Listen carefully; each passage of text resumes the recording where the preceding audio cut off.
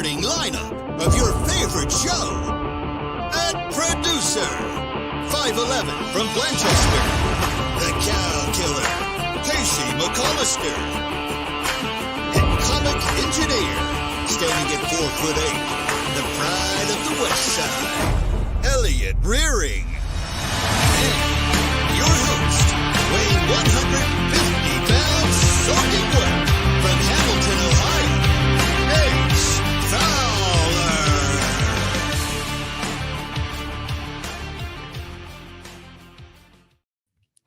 Well, hey, what's going on? Welcome to Off the Bench, presented by United Dairy Farmers. Nick Kirby, joined by Craig Sandlin. We're filling in today as the guys are covering some golf out in the wild. So you'll be with us for the next 2 hours or so.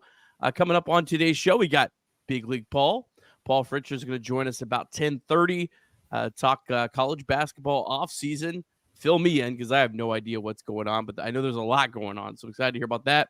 And then really excited at 11:15, we've got Jack McMullen. He is the AAA voice of the Indianapolis Indians. That's the Pirates AAA affiliate. He's going to talk about Paul Skeens getting called up to the show, and also he covers the MLB Draft, really good for just baseball. Going to get his thoughts on the Reds and their number 2 pick. But start off, Craig, how are we doing on this lovely Thursday morning? It is a lovely Thursday. Nice and warm here in Memphis. We had a big storm come through last night. Probably nothing compared to what Trace had on Tuesday night. But, my daughter refuses to sleep when it's raining outside. So I'm feeling great this morning after a very well-rested evening, let me tell you.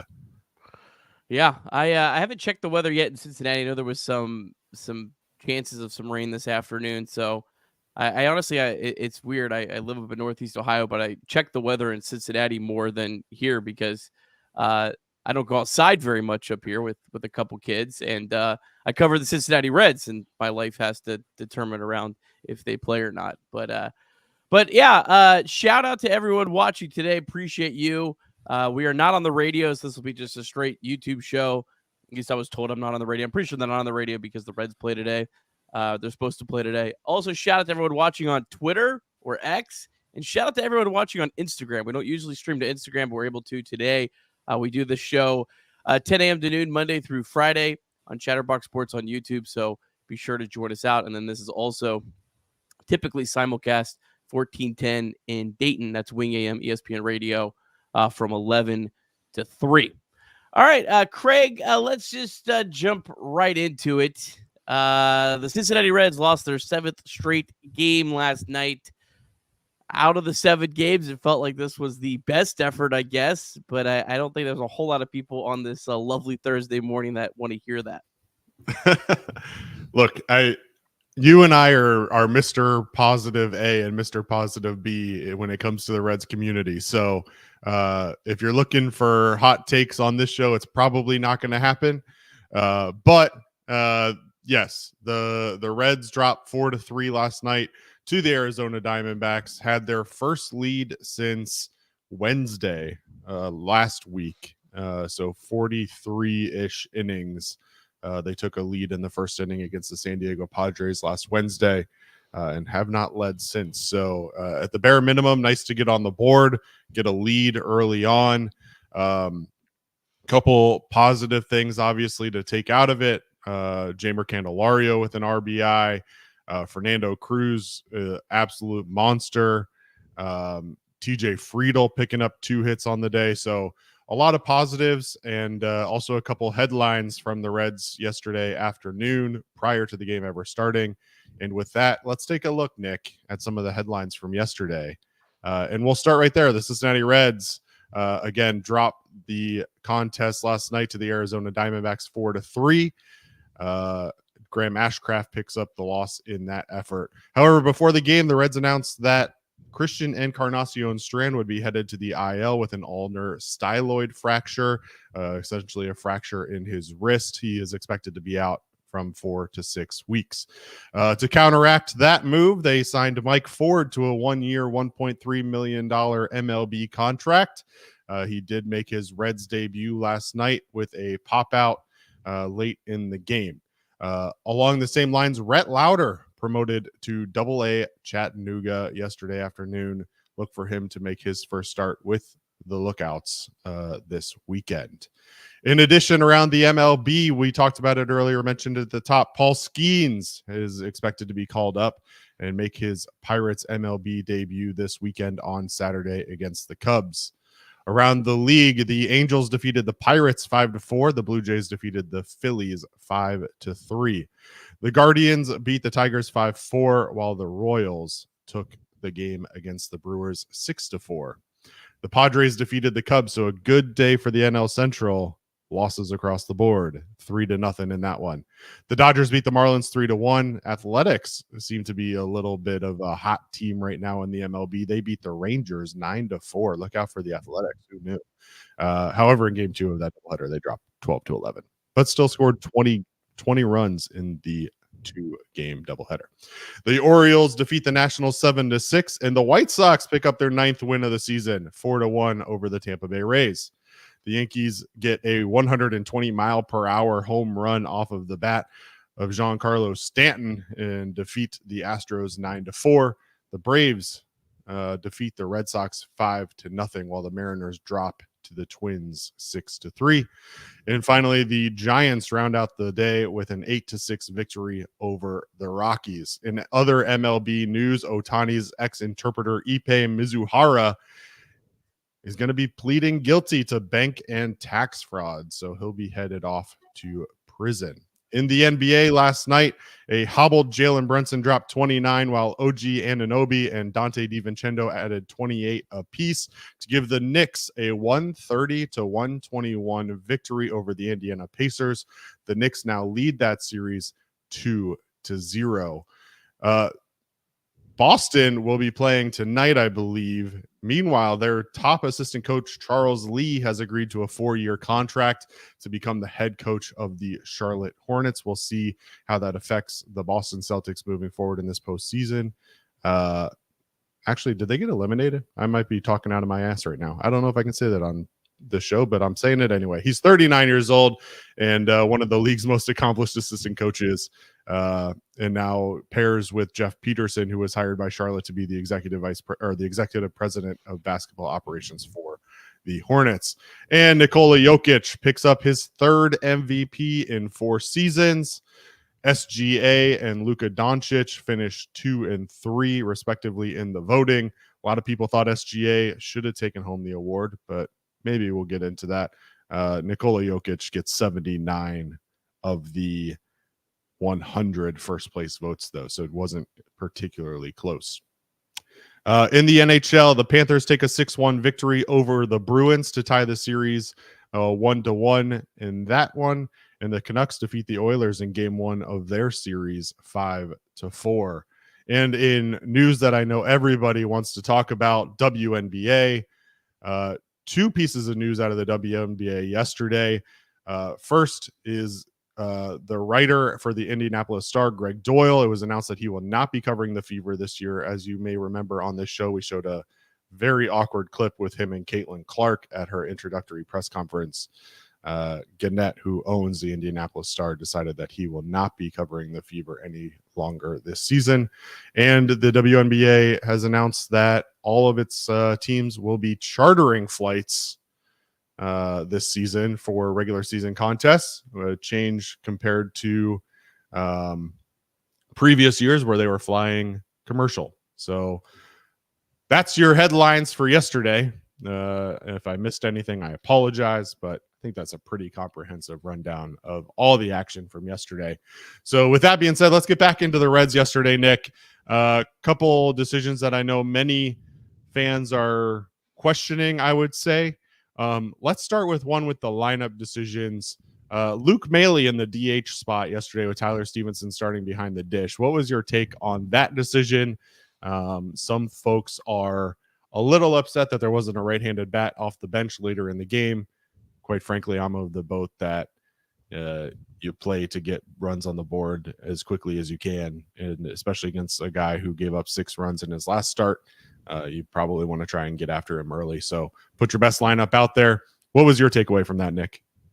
I don't have any issues with that. I mean, it's unfortunate that Luke Maile has to be your DH against a a left-handed pitcher, but there's not a whole lot of options. I think going forward, you probably would see Mike Ford play either. He doesn't right or left. He doesn't have he's had reverse splits over his career.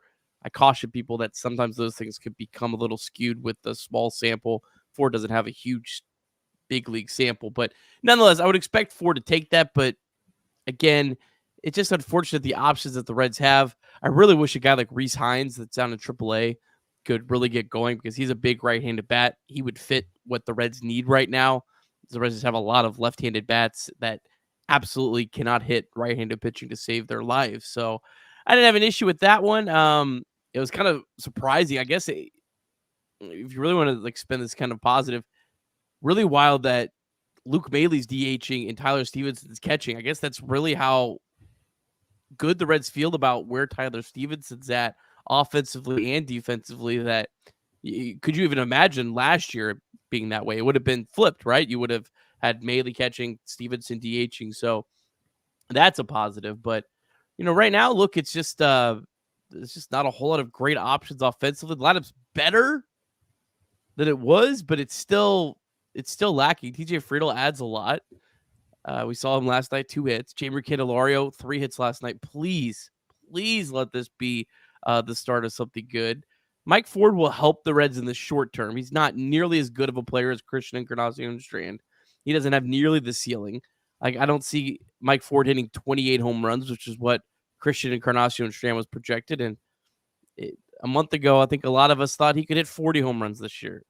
And it's funny how quickly baseball can humble players and people with opinions very quickly.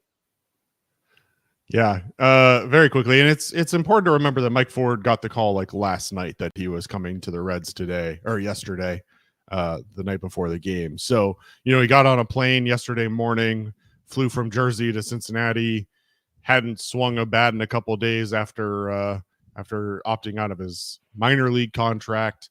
I agree with you. I think Mike Ford's a guy that you'll see probably in the lineup more often than not, especially with his reverse splits. I don't know the last time maybe something off the top of your head. You're a lot smarter than I am. I can't remember the last time the Reds made a move and then started that guy in the same game, the same day, outside of like a pitcher that was called up for a start or something like that. Like, it just doesn't seem to be something that happens very often in the majors, especially when it's something like this where it's replacing an injured player. It's not necessarily like a planned promotion or a planned signing. It just, the guy hasn't swung a bat in probably 3 or 4 days. So we'll give Mike Ford and David Bell a pass on those. The other piece that I know some people were questioning, and you mentioned it last night on Chatterbox Reds, was the decision to pinch hit Will Benson over at the end of the game. And your comment at the time was, why not do Ford earlier? No, why not do Benson first? Yeah, and do Ford later. And it's important again to remember that Connor Capel was the only person left on the bench after that point. So for those people that were asking to pinch hit Will Benson, you got to remember, first of all, Will Benson was put into that game to face a right-handed pitcher. The Diamondbacks countered and pulled their closer, which, again, David Bell can't anticipate a closer being pulled. And, it didn't work out. But anything you want to say on those decisions? Yeah, I think it's really easy to look at in hindsight, but I do think going forward, like David Bell, you got to use Will Benson in the spot that he's going to face a right-handed pitcher and not be like, all right, I'm going to save him. I'll use Ford here. Because Ford's the guy that can at least hit both sides, or at least is capable of hitting both sides, at least capable of getting a hit or getting a walk, where Will Benson just is completely a one-sided hitter. So, he should have used Will Benson. There's no question about it. When he had an opportunity against a right-handed pitcher and then saved Mike Ford for later. I don't know what else to say. I don't think it's a move where you crush him because it took a lot of things to happen to get to that point, but going forward, got to use him in the spot that It's about putting guys in the best chance to make them successful. That's all David Bell can really do right now. And overall, he does a fantastic job at that. I think that's one of his best strengths as a manager. Last night, there was a little bit of a whiff on that. Yeah, and I think that's one of the things that I've been preaching all year long is that this team was built to platoon essentially, right? I mean, David Bell in this front office have made the decision that the way that they're going to be successful is to have guys who they're putting in quality matchups. And, you know, unfortunately, Will Benson this year is, I think, 2 for 31 or something like that against left-handed pitching. There's no reason Will Benson should have 33 at bats against left-handed pitching this early in the season to begin with, right? And that only happens because of injuries, the illnesses that were stricken on this team, and all of the things that have happened. So, you know, I think that you're in a position now where David Bell has a healthy 13-man roster from an offensive perspective for the first time in 2 weeks, it feels like. Unfortunately, that healthy roster does not consist of Christian Encarnacion-Strand. It does not consist of Matt McLean. Does not include Noel V. Marte. So 3 of the 5 guys that you expected to be cornerstones on this offense are not part of the plan for the next month at least when it comes to CES and longer for the other 2. So from my perspective, I mean, the front office and David Bell are charged now with trying to figure out how do they put the best matchups on the dirt right now. And unfortunately, would it be nice to have a right-handed batter to come off the bench at the end of the game last night? Sure. But at the same time, would they have even been in a position to tie that ball game up in the 9th inning if they had left a right-handed bat on their bench, right? Like if they didn't have Luke Maile in that game last night, would they even have been in that position? And I realize that he went over 2 and we can have that debate, but like whether it was Luke Maile or any other right-handed bat off the bench, Stuart Fairchild, somebody else, like you don't know that you're going to be in that position. So your job is to compete early on. And they did that for the first time in a week. They had a lead early on in this game. Let's talk about that lead, Nick, if you don't mind. The second inning for the Reds was an interesting one, to say the least. Tyler Stevenson led it off with a double that was hit under 80 miles an hour. And then Santiago Espinal lines out at over 100. Fairchild singles, but Stevenson only advances to third. Jamer Candelario then singles on an 81 mile an hour base hit, scoring Tyler Stevenson. Friedel follows that up with a 78 mile an hour single, but Luke Maile lines out with a 90 mile an hour line out. It felt like that was a missed opportunity for sure to only put 1 on the board in that situation, especially when you're potentially turning over a lineup. What was your take from that inning and what happened there? That's a frustrating inning. I'll definitely say that. I mean, it was just, I think we were all at the moment, though, not as frustrated. I was just so happy that the Reds took a lead because it had literally been forever. But yeah, I mean, that was a missed opportunity. I think it was a lot of bad luck in that inning more than anything else. I did not have any issue with Fairchild trying to take second base there. Gurriel made an incredible throw. He was like all the way in the corner, almost on the warning track, had to turn and throw. This is the same guy that just bobbled a ball that Tyler Stevenson hit and got the third on.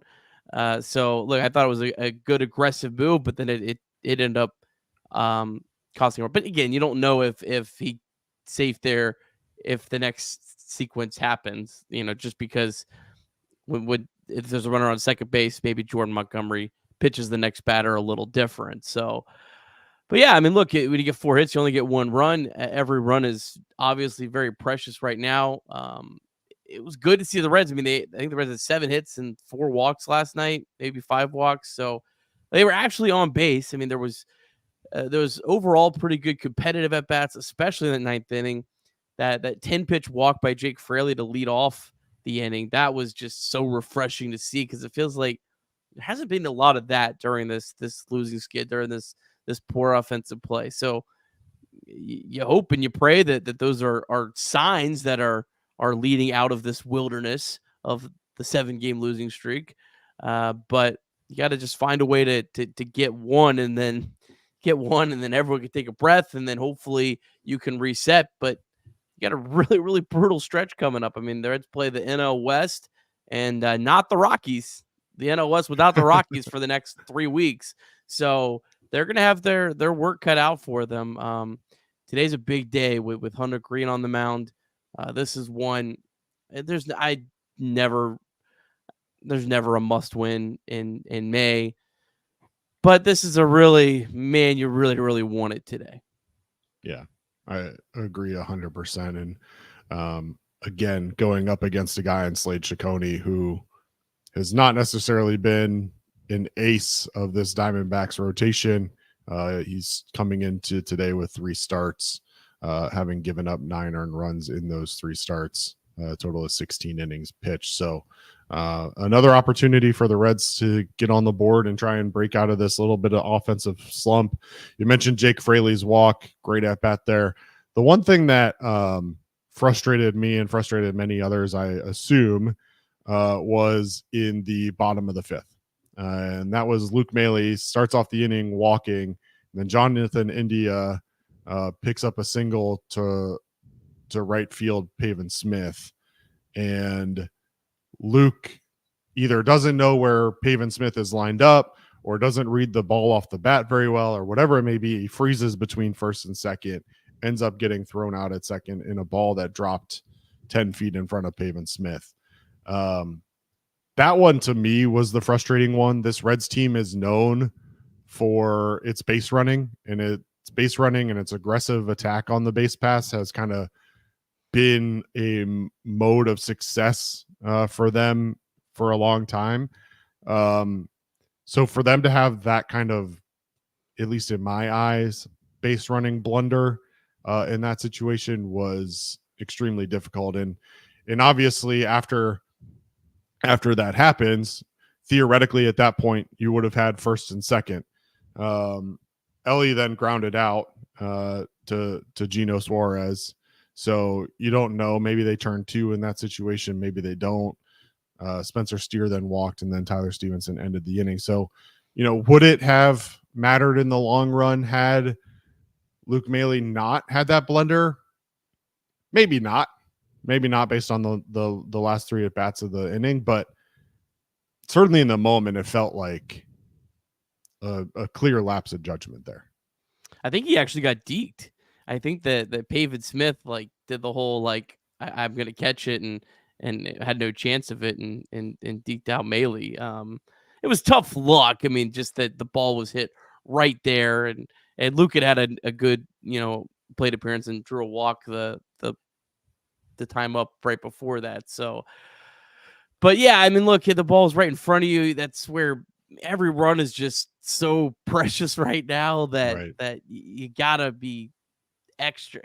But again, you can't be extra careful. You can't, because you have to still play I'm the opposite. Yeah, you got to know where that outfielder is and know that ball off the bat's going to drop. My frustration wasn't necessarily the deke. I guess from my perspective, if you're getting deked on a ball like that, then you're clearly not doing your pre-pitch reads appropriately, right? Like, to me, as soon as that ball is hit, you got to know that outfielder is playing deep, or that outfielder is not going to get to that, and you got to go. I mean, it didn't feel particularly close to me. Now, maybe if Pavin Smith had made an overt effort to try and catch the ball and he dove and caught it, maybe, but it just felt like to me that was an opportunity where it killed any potential of a rally. And that was frustrating. And it's funny because there was a somewhat viral clip earlier this week or last week from a game, I believe in Florida, where an outfielder did something similar, where he deked like he was catching the ball before he actually was catching the ball. And the guy took off as if he was tagging up from second before he actually caught the ball. And then the guy had to go back to second and go back to third, and then ended up getting thrown out at home plate. on what should have been an easy tag up play. Like, two-part point to this is that one is the runner has to know pre-pitch where that outfielder is. Like, that's a non-negotiable between him and the first base coach. You've got to know those situations, and you got to know what you're doing based on where the ball is hit. In the college example, like when you're on third base and a ball is hit to the outfield, you're not watching the outfielder catch the ball. That's the third base coach's job, is to tell you when to go. So I realized that the ball was to right field. Maybe he was watching it instead of listening to his coach. It just, for the Reds to be so reliant on base running, you saw Ellie De La Cruz steal 2 bases later on in the game on 2 pitches, which was electric and just shows what Ellie can bring to this team at any given moment. To have that blunder in that moment with Luke Maile was frustrating, to say the least. Man, I was really hoping that Ellie was going to score after stealing base with 2 outs. I was like, please give me a wild pitch for all the haters out there. Don't make the third out, the second out, or third out. Third base. I was like, please give me this one. Give me this one. And we didn't. We didn't get it. Well, let's talk real quick about today's game. You mentioned it. Today is Hunter Green on the mound going up against Slade Ciccone. I mentioned it before. Slade Ciccone not exactly moving mountains, but Hunter Green has made seemingly really good progress in my eyes. He's now 7 starts into this young season. His last time out against the Orioles, he went 5 2/3 of no-run baseball. He did give up 4 walks and only struck out 5, which is a little bit different for Hunter. But what are you looking for today out of Hunter Green? That's back-to-back outings for him with a ton of success. His last 2 outings combined, 12 2/3 innings, 6 hits, no runs, the 5 walks and 11 strikeouts. What are you looking for from Hunter Green today? To be honest, it's kind of felt like the last 2 starts. I don't really feel like Hunter did anything all that different, other than he actually did. He did go almost strictly fastball and slider, kind of abandon the 3rd and 4th pitches, the curveball and splitter that he's been throwing. But I think he just kind of started getting the results. I don't really think it was necessarily some big, Hunter Green's pitching great now.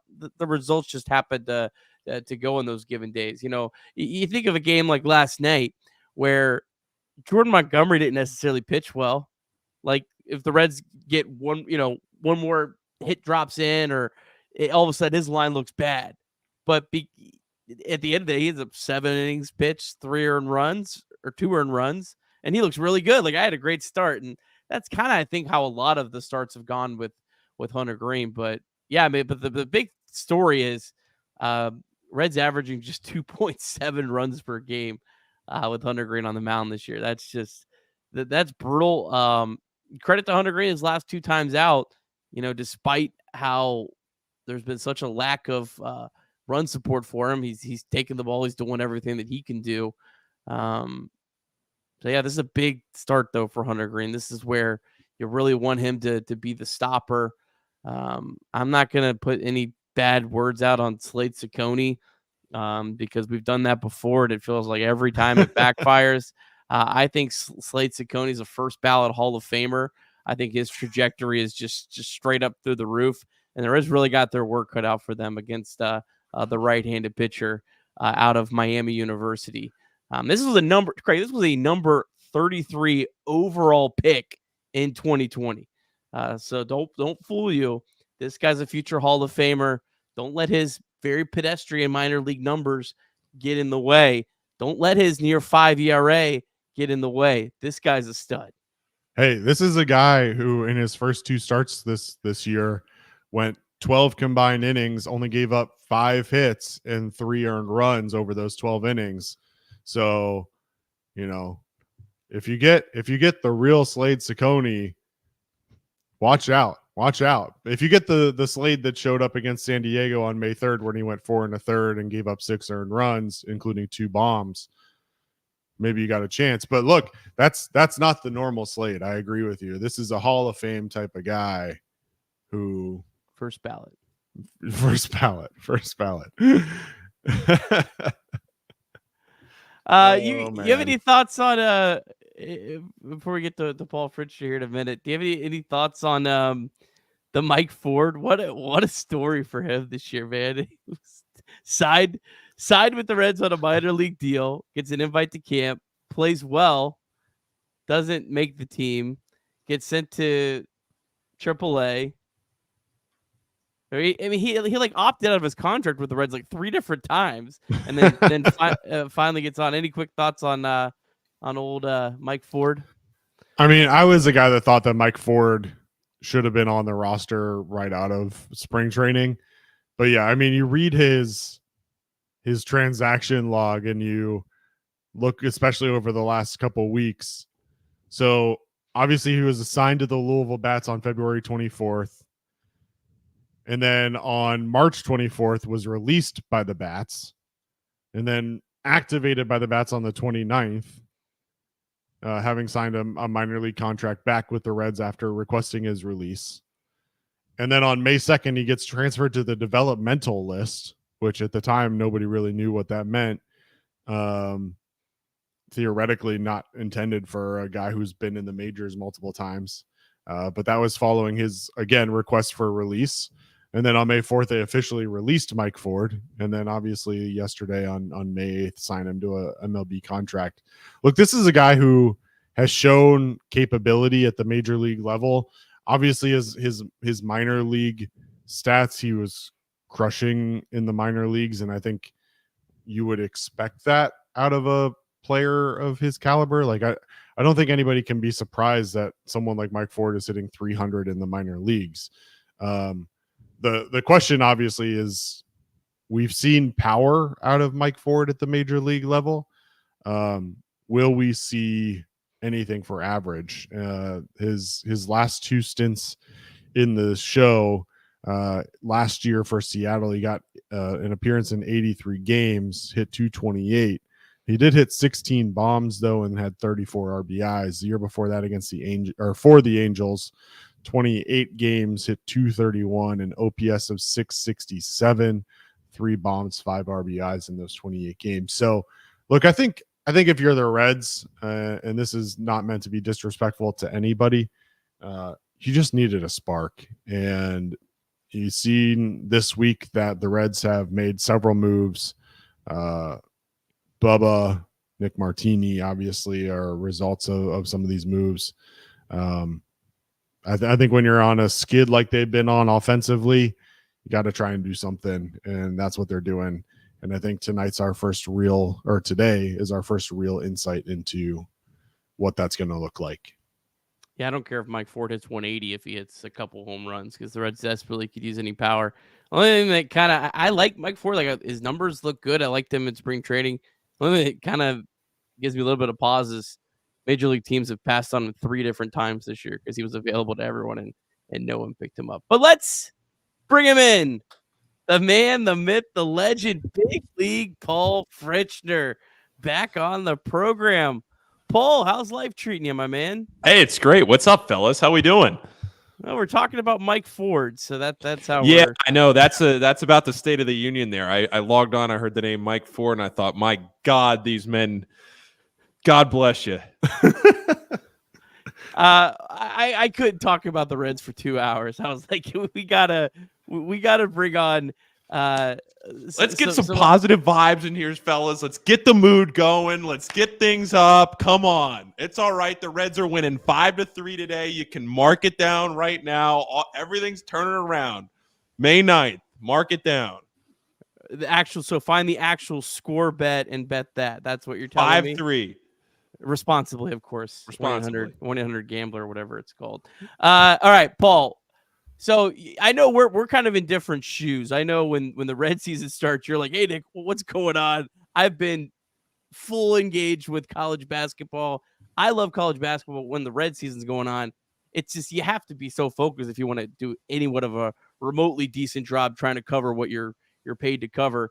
So overall, well, before we get to that, I want to know how's life going with you? Because I know the people, that's really what the people want to know. How's life going with Paul Fritschner? You're getting married soon. How's the podcast going? The Sean Miller podcast, all those things. Well, I appreciate you guys having me on, Nick, Craig. Thanks so much. It's always good to join you guys. Life is good. Life is really good right now. The Sean Miller podcast is going great. I will say I'm very disappointed right now. I'm in a really tough spot on the weekdays, especially weekday nights, because the golf leagues in Cincinnati are in full force right now. So there is absolutely no way for me to get out after work at 5 o'clock. I mean, it's ridiculous. You're either at 4:30 or you're at 6:45. There is no in between. Thank God we're on the line here with Central Time. You can get a few extra hours at daylight. But the golf leagues, you've heard me rant and rave about it before. It's terrible. But again, at some point, I'm going to have to cave and join them. That's where we're at here in the spring. As far as the podcast goes in college basketball, I mean, look, there's a reason when you talk about the NBA and you talk about what the offseason is like for the NBA, that a lot of people say the offseason is more exciting than the actual games. And a lot of people watch the NBA postseason. I mean, for me, I don't miss a game in the NBA postseason. I sit there, I watch basically every game. But the regular season, partly because I'm so involved with college basketball, but also just because of the intensity of it, it's just so different. It's so obvious watching an NBA regular season game versus a postseason game, how different they are. And watching the NBA in the postseason is so cool because of how talented those guys are, the shot making, everything else. The reason I talk about all that is you talk about free agency when it turns around in July. In college basketball, it was never really like that. Now, all of a sudden, your season ends, and this month, these last 40 days or so have been incredible. I mean, if you were really, involved in the sport and you follow it and you can keep up with everything, I think to a point it's almost too involved because there's 2,000 guys in the portal and you're trying to figure out who's going where. But I mean, overall, to me, there are definitely pros and cons of it. I think there is going to be at least some sort of, ruling to try and kind of maybe calm it down to some point. You're going to see it next year because not as many guys are going to be able to enter the portal next year. All the COVID, this is going to be the final year of the COVID years. So there won't be as many guys in the portal next year. But I think just in general, it adds another layer of excitement to the sport. You know that if you're a fledgling team, if you're a bad team, you can turn it around very easily. And look, I mean, Cincinnati and Xavier are both in very different shoes going into next season. Cincinnati obviously has a lot of pieces that they can build on. They had a couple of guys leave, had 3 guys leave, but really only 2 contributors leave, trying to bring some guys in. Xavier, on the other hand, they completely cleaned house. Basically, everybody is gone, and they're starting over from scratch, and they went from one of the youngest teams in the country to now one of the oldest teams in the country. And it's a fun time to follow the sport. There's a lot going on, but I also understand where there are a lot of people that are just kind of frustrated with the fact that you don't get to follow. You're part of the pageantry of college sports, college basketball, college football. I'll just speak to it as a whole. Is you get to follow your guy for 4 years, right? Or maybe they go to the draft, whatever. But you know what I mean. They get recruited out of high school. You follow them in through their college career, and then they go on. Now it's like, well, we got a really good guy this year. They're going to be gone next year. You have to re-recruit every year. It's crazy, but it's changing. And I personally, I love it. I think it gives every opportunity to every team to compete. I know there are teams that are better off with NIL than others, but that's a long-winded way to answer your question, Nick, to say that I'm doing very well, and it's great to see you guys. I love it. That was the longest I'm doing well I think I've ever heard, Paul. And that's why you're big league. That's why you're big league, right? I mean, being able to take a question like that and extend it out over 4-minute responses. You try. That's masterful, and appreciate that. So, look, you mentioned it. You mentioned the free agency in professional sports. There's conversations at the NCAA level about essentially moving to a very similar model where student athletes have the freedom to transfer whenever they want, as many times as they want, as long as they remain in good academic standing, right? So that's the key here. So from your perspective, obviously you do the Sean Miller podcast. I would assume somewhat very tied to that men's basketball staff there.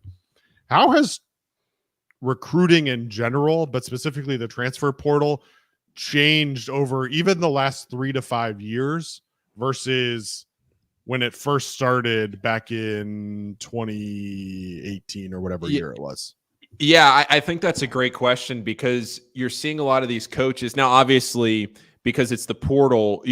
Maybe you've played against some of these guys before. Maybe you see a guy like Cincinnati. You went and you got Aziz last year, and then this year you get Connor Hickman, both guys that you play against in the NIT. So some of it is maybe some players that you've played against. It's going to those kind of mid to higher mid-major schools of coaches that you're friends with that you hear good things about. And Sean Miller talked about that on this week's show, talking about guys that, I talked to Todd Kowalczyk at Toledo to get his thoughts on Dante Maddox because they're all friends. It's a very, interwoven, tight, connected type community. So that's where I just think it's different because the portal moves so fast that you have to make pretty quick judgments on a lot of these guys. You don't get all right, we've seen him as a sophomore in high school. Now as a junior, he's going and he's playing in the Peach Jam and he's having a great junior summer. Now he's in his senior year and he's really somebody that we want to recruit and key in on. You get 2 years to evaluate somebody in high school. You get 2-3 days to evaluate somebody in college basketball. Now the difference is you can talk to those coaches, you can talk to other guys around the leagues, you can see that they've played against high major teams and evaluate that way. But I do think you're maybe more prone to a swing and miss if maybe you're not a good evaluating staff. They might put up a ton of numbers at a mid-major level. I mean, I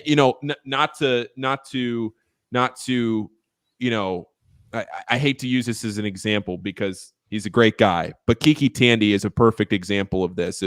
Spent 4 years at Xavier, transferred down to Conference USA, and became Jacksonville State's leading scorer, right?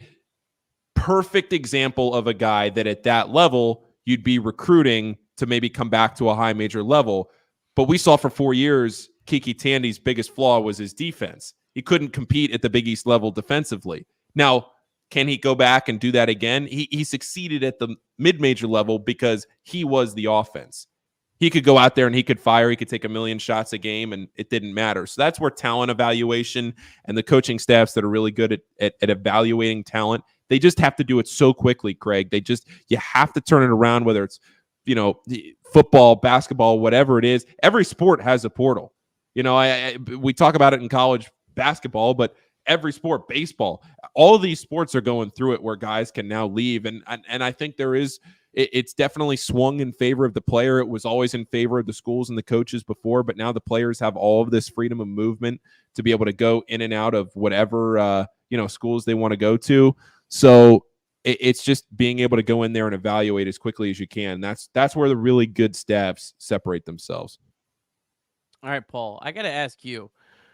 So for someone who's not able to follow this on a daily basis, it's so easy to get lost. Is there a website out there that actually keeps track of the active rosters? Like I know in baseball, when I maybe lose track for a little while, I can go to roster resource on Fangraphs. I can see every player, where they're at, who's projected to be in the starting lineup.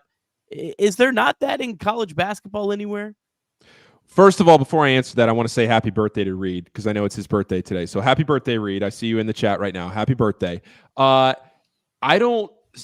funny you asked that because I was trying to go through some of that stuff this morning. I don't think, unless there's something I'm missing. Now, Verbal Commits is a site that you can pay for that tracks the transfer portal.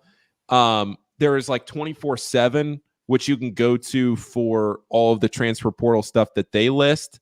But I have not found something that currently you can go to see, because the problem is some of these guys might commit, but then they're not allowed to be updated on their roster until they sign. So it's kind of tough at the college level to be able to go back and say, hey, like Rick on Musketeer Report, he keeps track of it all by hand himself on his graph. it's just tough to go in one specific place and do it. Some schools have already, like Cincinnati has already started updating their roster on their main website page for next year. So that's where I just kind of say, it's tough to find. All right. Well, if there's someone out there, this is a need out there. I know. I know. Create your own site. If you're able to follow all those transfers on a daily basis, project where they would fit in, I think that'd be an incredible site. That would be a great tool for people to follow. Go ahead, Craig.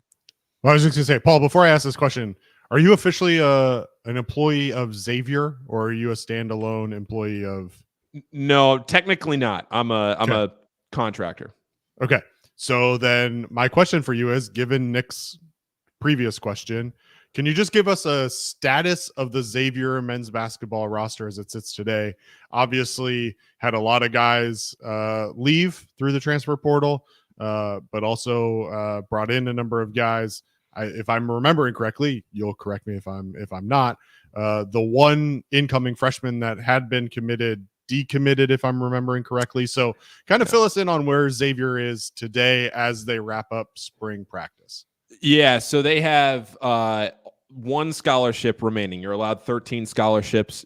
They have 12 filled. A few of those are returning guys. Trey Green will be back this coming year. He was a freshman on last year's team. Dalen Swain will be back this coming year. Davion McKnight will be back this coming year. All three of those guys played significant minutes for Xavier, but you lost 10 guys in the portal. So where does that reset? Brad Colbert, who was a walk-on last year, he went and explored his options. He wanted to step down a level. He wanted to get more playing time and actually contribute on the team, as like during games. But Sean Miller viewed him as one of the most valuable practice players. It really is amazing when you talk about guys and walk-ons and practices and everything. Like, you don't really think about it, but having somebody there that's been through it for now 3 years and can kind of lead some of those guys in the scout team. So they gave him a scholarship. So they gave Brad a scholarship. Dante Maddox Jr., a transfer from Toledo. He's one of the transfers. John Hughley IV, who was a transfer from Oklahoma and from Pitt. He's been hurt the last couple of years. Had a great season 2 seasons ago at Pitt. Hoping to kind of get back to that form. He's another transfer. Lucina Traore, he is a transfer from Long Beach State. There was another player named last name Traore on Long Beach State. Same country, Ivory Coast. Same last name, same team. Different guys, not brothers. The other one went to Louisville, so if you're trying to find film on him like I was, I kept finding the other guy. I wasn't finding Xavier's guy. Finally, we got some. So that's 3.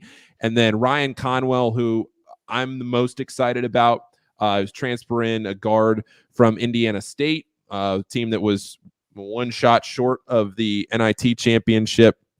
That's a really good commitment there. He was one of the best available backcourt players in the portal. He'll be at Xavier next year. And then Marcus Foster, a transfer in from Furman.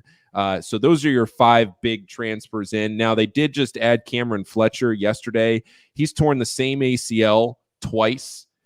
He's been super injury ridden in the course of his career. He's 21 and he has 3 years of eligibility left. He started his career at Kentucky and then went to Florida State for a couple of years. But like I said, he's been so hurt that he still has 3 years of eligibility left. It's really hard to project out past just, like next year. But I think the idea would be that you hope that maybe he could get healthy by the end of the offseason and maybe contribute to you a little bit this year, but looking forward into 25, 26. And then another guy that Xavier had in on a visit yesterday was Roddy Anderson III. He was played for Boise State this year, also I think for San Diego. So potentially, if that's a commitment there, that would be your 13th scholarship, but he was just on a visit. That's just the last name that we had. I think what you're trying to look at there, the last couple of commitments would be guys that you project out for the future, kind of taking some project guys, like I think Cameron Fletcher perfectly fits that. He also has 229,000 Instagram followers. So Sean Miller was for sure looking out for the pod there, always a mind on content. I can't fault him. So I think you're just looking for guys there to kind of fill those spots that, maybe you take a chance, you hit on it, great. And if you don't, then your set rotation of 10 was already there. Jerome Hunter and Zach Fremantle will be back as well. Those are just two names that didn't play this year. So a lot of pieces. Yeah. Trying to figure out who's going to be in that starting lineup. Good luck with that. But good problems to have. It seems like going into the season. Paul, I know you follow college basketball a lot more. So just real quick, tell us about UC and kind of their roster, what they're, trajectory towards this upcoming season. Well, so I would say for Cincinnati, they're a lot more stable than Xavier was coming into this season. Cincinnati was a lot less riddled with the transfer portal. They lost Victor Locke and they lost Jamil Reynolds, also Sage Tolentino, but Tolentino never really played. Hamilton guy, Sage Tolentino, but he never really played. So that's not a massive loss for Cincinnati. Jamil Reynolds and Victor Locke, and the significant names that have transferred out. Reynolds ended up at USF. Locken went to Clemson. But they did get a couple of transfers in, and I don't think they're done yet. From what I can tell, I don't think Cincinnati's done yet. Connor Hickman coming in. He's a guard from Bradley. Super talented. Connor Hickman. That's a really, really good ad for Cincinnati. Like I said, another guy that you play against in the NIT, you bring him over to you. And then I think he pronounced it Arrington Page, transferring from USC, Southern Cal, post player, 6'11", 200, maybe 220 in that range.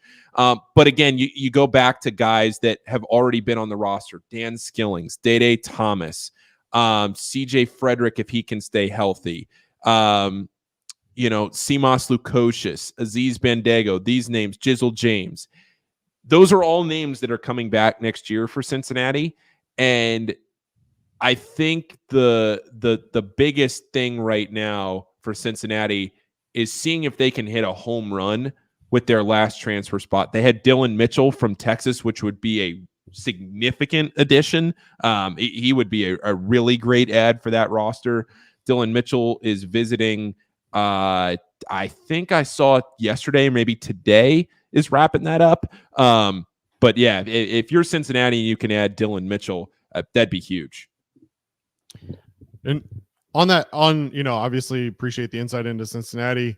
Down the road a little bit, Mark Pope at Kentucky is seemingly making a little waves with his recruiting class coming into this year. I think there's some people that were a little nervous about his ability to get Kentucky type guys to come to that program. Reportedly picks up a commitment yesterday from Trent Noah out of Harlan County. What's your take so far on the first month of Mark Pope as the Kentucky Wildcats head coach? I think he checks all of the boxes of what you're looking for in a Kentucky head coach. The problem is the biggest box that you would have checked in a guy that you wanted to hire was postseason success, and he has none of it. And that's the problem. And that's the selling point to a lot of Kentucky fans that you're going to have to sell here going forward. Because, look, he's got the charisma. He's outgoing. Because part of being a Kentucky head coach is being the salesman. And it's a lot of pressure. One of the best jobs in college basketball. You could say Kansas. You could say Kentucky. You could say UConn. Any of the Blue Bloods. But when Kentucky is rolling, I know they've had facilities issues and all of that. They want the practice facility and everything else. If you're Kentucky, you're looking at names like Scott Drew, Billy Donovan, Dan Hurley, all those big names. And Mitch Barnhart, from the sound of it, he had Mark Pope circled after Scott Drew turned it down. He had Mark Pope circled, and he went and he got it. And the credit to him, credit to the fan base for rallying around him. I thought that was a great scene down at Rupp when he comes out on the bus with the national championship team and they're carrying the trophy and Rupp is sold out. And I mean, what a scene that was. And I think Calipari from 2011 to 2019 was such a different Calipari than what we saw in the last 4 years, that it was time for a change. And whether it was going to be this year, whether it was next year, his leash he was out of leash at Kentucky, Calipari was. And you knew they had to make a change. It's just, I think this works out for the best for everybody with Mark Pope in Kentucky. because Pope obviously loves the job. He played there. He's got all the connections. I think Reed Shepherd was never really going to, from the sound of it, I mean, to be that decisive, it would have been cool if Reed Shepherd had stayed and, his dad, Jeff, and Mark had played together. So that would have been a cool story. But I'm going to need to be convinced in the win column from Mark Pope, because he obviously has all the intangibles. He has all the intangibles. Great guy, engaging, loves the team. The fan base is going to give it his all. But like, BYU lost to Duquesne. I mean, we're doing the same kind of song and dance here that Kentucky did, and that Calipari did. And at the end of the day, all that matters there is getting to that third weekend of the NCAA tournament. And Kentucky hasn't done that in a long time relative to being Kentucky. So, yeah, he's got some recruits. He's got the guys there. There's a lot of momentum. I love the hire. I can't wait to – I hope that it works out for him. It's just wild, fellas, that you had Kentucky, Louisville, Michigan, Ohio State, all of these local schools all opened in the same year. It's crazy. And do you want one more thing? And we talked about this on with Rick Broering. I'm going to give you a shot here. Who has the most NCAA tournament wins in the state of Kentucky? A coach. Steve Prom, Murray State. That's right. That's right. So smart. Nick's so smart. That's right. Yeah, that's right. Pat Kelsey does not have a win at Louisville, and Mark Pope does not have a win at Kentucky. So, and just to finish it off, he's going to have guys at Kentucky that you wouldn't have gotten at BYU. So it's definitely different. Like, that brand is going to attract a lot, but you're going to have to win with them. Yeah, I think that was the biggest question, right? I mean, respectfully to BYU, like, I don't think that the expectation is necessarily the same as it is in Kentucky, where you're expected to be competing to get to the Sweet 16 every single year. The biggest question for me about Mark Pope was going to be recruiting, and could he get guys that can get them there? The general consensus right now is that the guys that he's been able to bring in are the type of guys that could theoretically get them to that point. Now, obviously, there's a lot of work that has to be done, but Mark Pope has been praised for his coaching ability, not just recruiting, but his coaching ability in X's and O's. And so, if he can get the right guys and he can get them together and bonded in working as a whole, which is something that I think many would agree that John Calipari struggled with, then maybe this team can go to the next level. You mentioned a number of jobs that opened up, and then I don't know how long we had you booked till, but I think it's been half an hour. So we'll respectfully give you your time back. Yeah. You mentioned a number of jobs that were open this year. Regardless of money, which job would you have taken? Of all the jobs that opened? Yep. Maybe not all the jobs. Let's talk about those ones right there in kind of the Ohio Valley region with the Louisville and Kentucky and Ohio State. And because I know, because my answer would have been outside the box. I think the biggest winner of the entire coaching carousel, maybe I'm a little biased, down in Carolina, Charleston with Chris Mack. I mean, if they can get into the A-10, which has been rumored forever, I have no insider knowledge on that one, but with UMass leaving the A-10, maybe there's some tea leaves there. If they can get into the A-10, Chris Mack is going to get that program rolling, and they are, to me, they're the winners of all of this, because that is a program in a great city with a lot of resources that has done a lot of winning, hasn't done a lot of winning in the NCAA tournament, but has done a lot of winning.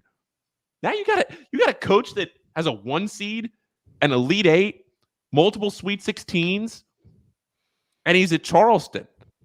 He can get that place rolling. But around here, Michigan's tough because of the transfers. It's harder to get transfers into Michigan than it is at some of these other schools. So, and in today's day and age, that's maybe something that, you think about. I probably it would have been Kentucky or Louisville. I wouldn't have wanted to go to Ohio State just because you're so much playing second fiddle there to football. I wouldn't have said Ohio State or Michigan. But between Kentucky and Louisville right now, Kentucky's the better job, but Louisville is so desperate to get back to national relevance that if Pat Kelsey starts winning, what they're going to be able to throw at him to give him the resources to win, you've already seen it. I mean, he's crushed it in the portal. So it would be tough for me to decide, but between Louisville and Kentucky, I would probably lean Kentucky, but it's tough. Louisville's just they got to dig themselves out, right? There's a lot there when you go back to Pitino and then how the Mac situation ended and all of that. Just bad the way that situation ended. And then obviously Kenny Payne was a just colossal failure. Got to get back to Reed. Got to get back to winning there. Yeah.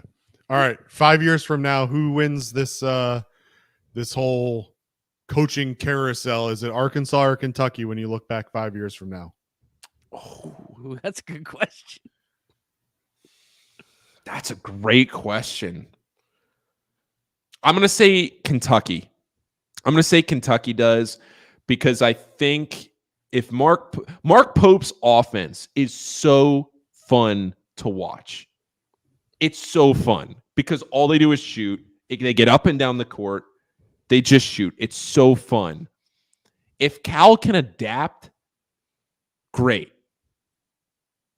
But I don't know if I trust him to adapt. I just don't know. And, you know, he's got the Tyson Chicken Man down there. They're throwing money around. I get it. But I just don't know if I trust Cal in today's day and age. He keeps saying he's going to. He keeps saying he is. But does he actually execute on it? The flip side of that, if I was to play the Arkansas side, would be that Cal is a man on a mission. But part of me wonders if Cal even wants to really be there.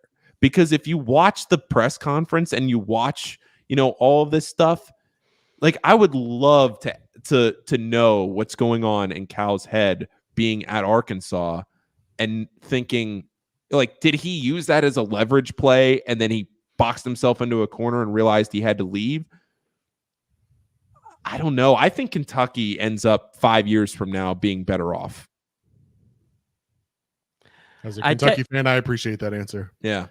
I tell you what, I hope Arkansas and Kentucky are great because where we're lacking in terms of the stability of college basketball with players, some of the storylines could be incredible with Cal and Kentucky. If both those, that might be where we need what we need in college basketball. Some of these external storylines to really maybe drive and give the sport what it needs, and it's just storylines. I love Cal. I think what Cal brings, that persona, that larger than life personality, I just think he's great for the sport. I love the guy. I think it's I really hope, because Arkansas is probably maybe it's not Tennessee. The answer is not Tennessee. Arkansas outside of Kentucky is probably the closest thing to a basketball school in the SEC outside of Kentucky. Their fans love it. They care. I'm gonna say though still that Kentucky is the winner of this in 5 years. But you know what? One last thing on that, just to answer, since you're a Kentucky fan, Craig, my last point on that, when you say who's the winner in 5 years, I would say that my answer is Kentucky, because if Cal had stuck around next year, like maybe you could always still get Mark Pope, but you're not going to get Scott Drew clearly. Hurley's not going to. You're going to kind of do this thing again, and at least you get Pope now before maybe he drives the price up because he has a great year at BYU, or like I think the way that it worked out, that Cal just realized he had to leave and the situation didn't become more untenable. I just think that it ended up working out well for Kentucky here. All right, well, we'll wrap it up there, Paul. Really appreciate your time. You are the absolute best, my man. Be sure to check out the Sean Miller podcast, available everywhere you get podcasts, available on YouTube, and you're still on Old Bally Sports Ohio, right? Bally Sports, yeah, we love it, man. They're great. They're great partners with us, and we've been like pre Reds and post Reds a couple of times in the last couple All of right. weeks, and the viewership has been good, so we appreciate it. All right. Well, thanks, Paul. We'll talk again soon, my friend. Wait! Everybody's talking about ads. Do we need to do Pawnee water? I still got a bottle here. I still got my bottle from my last day at Chatterbox. Show the Let's bottle. go. I don't know. I don't have it with me. It's outside. I have a Sorry, I don't have it bottle, with but me. not right here. I know. I'm sorry. It's Pawnee water. PAHHNI water.com. Yeah. All right. I'm gonna show the folks the Reds lineup just to make them mad and then get the ad read. So All right. See you guys. Thanks, Paul. Oh, I really cut him off. I hit it like a second too early. All right, See ya, Reds lineup today. Just we'll get to the ads, folks. We'll get to the ads. All right, your lineup: TJ Friedel leading off, playing center field. Ellie second. Spencer Steer at first base today, batting third. Fraley's at right field. India at second. For DHing, Candelario at third. Benson in left. Maley behind the plate. I guess the surprise is that Tyler Stevenson, who's been playing really well, is out of the lineup today. That's a little bit surprising. I mean, I guess they felt he needed a day off, but I don't know. I kind of would have liked to maybe see Maley catch the last 2 days, so Stevenson could be in the lineup both days, but oh well, it is what it is. Overall, I mean, that's it looks like a better lineup than some of the ones we saw in recent memories, right, Craig? Right, Craig? Yeah, I mean, yeah, looks great. Looks great. The thing that you meant, Tyler Stevenson, was the thing that stood out to me. The other piece that stood out to me, again, I'm not really sure it makes a huge difference in the grand scheme of things, but Spencer Steer getting the start at first base instead of theoretically a DH position or something like that, and Mike Ford playing at first. I think people are going to find that the Reds are not looking for Mike Ford to participate defensively a whole lot on this team. So even though he was brought up with Spencer Steer's injury, I don't expect him to actually play a whole lot of first base. Yeah. All right. Well, let's get to some ad reads to make the people happy. Sorry, Craig, that kind of covers your face. I'm going to have it covering the whole time. You're going to have to kind of duck around the game time one. All right. I'm gonna really throw the people off because I'm doing ad reads that are a little different. They're not the same thing. What makes Pawnee water unique from other bottled waters? In addition to the benefits of drinking alkaline water, Pawnee starts with a great tasting water and makes it a little better. Natural limestone filtration provides a different and better process than many competitors in the alkaline water industry, which uses artificial means such as electrolytes. This natural process is a huge part of the great tasting water.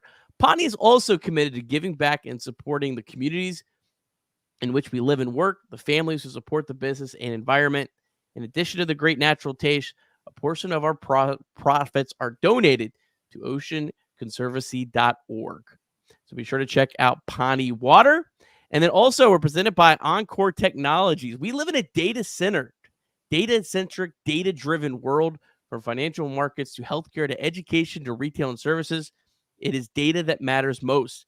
Decisions are made every day that rely on access to data. Data needs to be available and secure. Partners with a company that understands how to securely host and manage your data while reliably delivering your data to you when you need it the most. Encore offers an entire suite of IT solutions from mobile computing to desktop to the data-centered, supporting centralized and work-from-home computing models. Our solutions are aimed at maximizing our customers' IT investments and improving overall efficiency and productivity. All right. And the Game Time app is now an official ticket marketplace of Major League Baseball, which makes getting tickets even faster and easier. Prices on the Game Time app actually go down the closer it gets to first pitch. With killer last-minute deals, all-in pricing, views from your seats, and the lowest price guaranteed, Game Time takes the guesswork out of buying MLB tickets. They have all-in pricing. You can toggle this feature, which will show you the total up front with no surprise fees at checkout. The lowest price guaranteed, or Game Time will credit you 110% of the difference. Take the guesswork out of buying tickets with Game Time.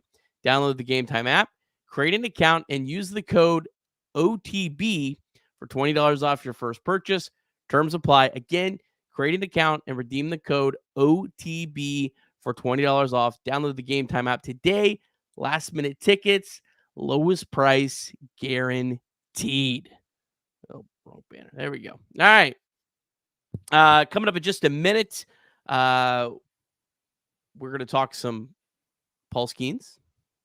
We're going to talk some MLB Draft, just really kind of throwing all the things that never get talked about on Off the Bench out. We're just knocking them out of the way, so the guys don't have to cover it for the next however long. Before we do that, you follow the NBA playoffs at all, Craig? I try to. I more just bet on the games than actually sit there and watch them because I'm usually working or now feeding a baby. Anything kind of stand out to you? Well, I'll admit, right, I don't really follow the NBA a whole lot during the regular season, right? So, as an outsider who hasn't watched a ton of the regular season, seeing the Knicks and Pacers square off in the second round of the playoffs on its own is a surprise enough. The Knicks have had a long history of failures, I guess, for lack of a better term. So seeing their success this year is certainly interesting. The Cavs obviously playing well this year, I think is a interesting storyline, especially with the speculation that LeBron James may be done in Los Angeles.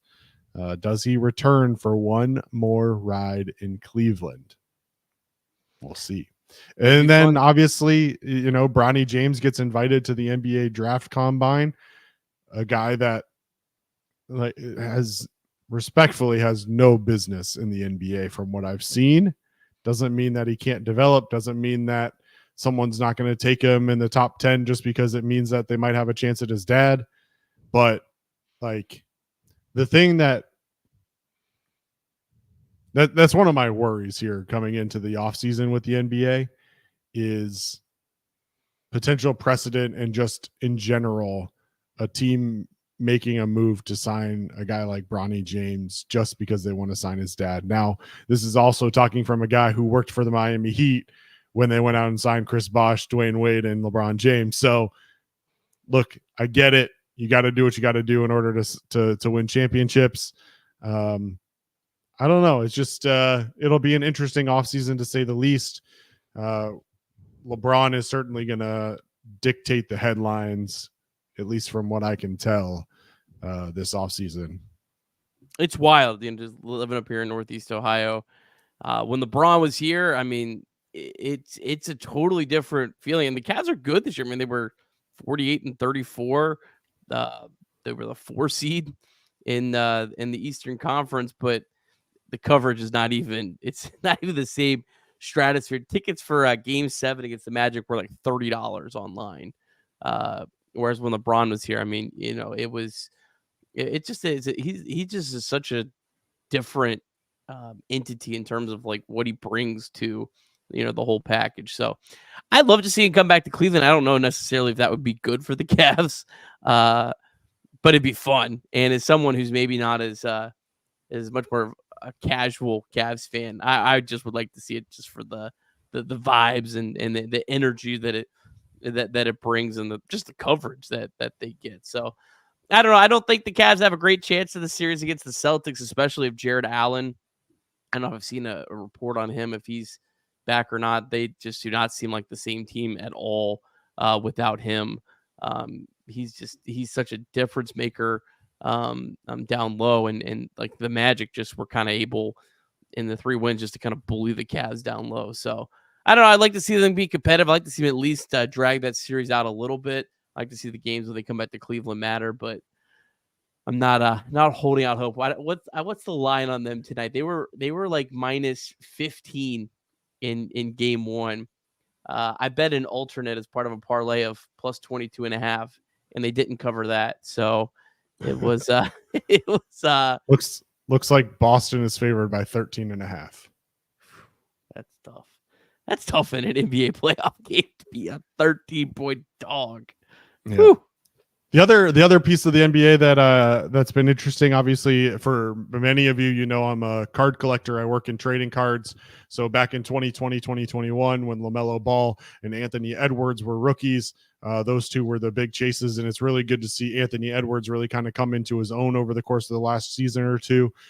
He's been dominating, and seeing them in the semifinals of the Western Conference Championships is another piece that stands out to me personally. Obviously, they're going up against a tough opponent in the Denver Nuggets, but the Timberwolves have gotten really good production out of Karl Anthony Towns, and obviously from Anthony Edwards as well in their last game, which was game 2 of the Nuggets series. They both dropped 27 respectively. Problem there is a little bit of depth. They need some other pieces, but those two specifically are really showing something. Anthony, fun to watch. Anthony Edwards is incredible, and I tell you what, that Knicks Pacers series has been a lot of fun when I've been able to watch that. The Knicks just in general, they bring a different kind of energy. Speaking of guys that bring a different kind of energy, how about that segue? Jack McMullen of Just Baseball, also play-by-play announcer for the Indianapolis Indians. That's the Pirates AAA affiliate. Jack, how we doing? All good, man. Now I have to kind of live up to the billing that I bring a different kind of energy. So you put me in a tough spot, but we'll try and get through it. Well, that's what I'm known for. All right, Jack. Let's start off with I guess probably the topic that you're probably getting asked the most about these days this week. As a guy that's covered Paul Skeens. You did an exclusive interview for Just Baseball with him. Really good interview. Check that out. Just Baseball on YouTube and wherever you get podcasts. Paul Skeens, how scared should Reds fans be? Very. That's pretty much what I can leave it at. The duo of him and Jared Jones is something that I think Pirates fans are going to salivate over for quite a while. And Saturday, you're going to see your first taste. And I know that minor league baseball has done a good job of making him the free minor league game of the day and the one that's available on MLB TV pretty much every time he throws. I think he went 7 for 7 in starts being the MILB free game of the day. So it's clear that Major League Baseball wants to showcase this guy. He's worth showcasing, and he is worth the price of admission. The word I've been using a lot is ridiculous. I think Paul Skeens is utterly ridiculous, and you've got a guy that fits the billing of that once-in-a-generation type pitcher. Now, Jack, this call-up comes after arguably Paul Skeens' worst start of his minor league career. His ERA jumped all the way up to 0.99 on the season. What can you tell us about the timing of this decision to bring Paul up? Was this the plan the whole time? To just get him his 7 or so starts and then bring him up? What's your take on the timing? Yeah, so I like the term ballooned with his ERA. It ballooned to 0.99. Really brutal. You can't DFA him because he's not on the 40-man, but kind of a tough feat. No, I think the timing makes perfect sense for what the Pirates wanted to accomplish. And the thing that I think Pirates fans got tired of hearing was the term checking boxes. And we've heard that in regards to a ton of top prospects. And I'm sure you guys have heard that in Red circles too. People are, checking boxes. Prospects are checking boxes. And I'm sure that Rhett Lauder is going to have some boxes to check in Chattanooga now. But at the end of the day, it was about building up and seeing how he works on a 4-day turn. Paul Skeens, before this past week, had experienced 1 4-day turn before. And what I mean by that is 5-day rotation, not 6-day rotation. So instead of throwing once a week like he did during the regular season in college, or once every 6 days like he was doing, they want to see how he works on an MLB schedule, which is no off day. You get 4 days rest, and that's that. But, man, he checked every box that they asked him to, which was building up. He got to 75 pitches. It was working on 4 days rest. He was still sitting 100 on 4 days rest. So I think there was nothing left for him to prove at the minor league level. And I'm not sure there was anything for him to prove when he made his AAA debut, but you know what? He got some seasoning in, and he proved that he can dominate the second best level of baseball that we've got. All right. I want to ask you, Jack, about the MLB draft, because I know that's something that you are very in tune with, something I am absolutely not in tune with. I wish I could get more into. I just can't. Reds have the number 2 pick. That's a pretty big deal. The Reds could certainly use a college bat right now, it feels like. I saw a report that the Guardians seem very much in on Travis Bazanza. Is that how you say his name? Travis Bazana. And so if he does go to the Guardians, is Charlie Condon the clear cut number 2 pick, or would you go somewhere, or could you consider going somewhere else? No, yes. Don't think about that more than you already are. I think Chris Bryant had the previous college record, maybe the BB Corps record. Chris Bryant had 31 homers in 62 games when he was at the University of San Diego. Charlie Condon is at the 30 mark now. He's got the Georgia record for homers in a career, and he's in his redshirt sophomore season. Let's not overthink this. Since he got on the field in the SEC, he's been the best hitter in America. And I think the idea of the Guardians wanting Bazana is interesting because the Guardians have established themselves as an organization that is going to take a ton of shortstops and figure out where they operate elsewhere. Bazana is a second baseman. They paid a second baseman $100 million in Andres Jimenez going into last year. So it'll be interesting to see how they kind of go about that. Jimenez can hold his own at short. Does Bazana play second? Yada, yada.